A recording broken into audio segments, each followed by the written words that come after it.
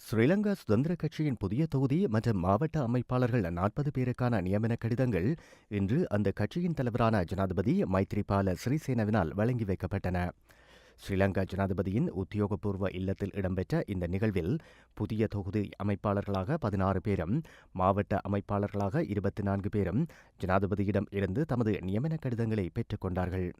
ஸ்ரீலங்கா சுதந்திர கட்சியின் பொதுச் செயலாளர் துமிந்த திசநாயக்க மற்றும் அமைச்சர் லக்ஷ்மண் யாப்பா அபேவர்த்தன ஆகியோரும் பங்கேற்றிருந்த இந்த நிகழ்வில் கொழும்பை அண்மித்த புறநகர் பகுதியான கொஸ்பேவ தொகுதிக்கான அமைப்பாளராக இருந்த மஹிந்த அணியைச் சேர்ந்த காமினி லொகுகே நீக்கப்பட்டு சந்தன கத்ரியாராச்சி நியமிக்கப்பட்டுள்ளார். இதேபோல மீரிகம தேர்தல் தொகுதிக்கான அமைப்பாளர் கோகில குணவர்த்தன நீக்கப்பட்டு சஞ்சய ஸ்ரீவர்த்தன நியமிக்கப்பட்டுள்ளார்.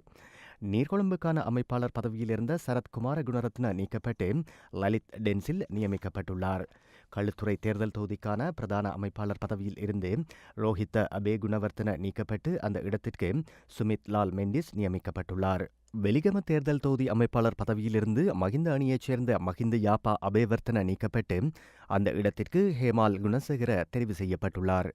குண்டசாலை தேர்தல் தொகுதி அமைப்பாளராக இருந்த கேஹலியே ரம்புகவெல நீக்கப்பட்டு அந்த வெற்றிடத்திற்கு கித்ஸ்ரீ அமரதுங்க நியமிக்கப்பட்டுள்ளார்.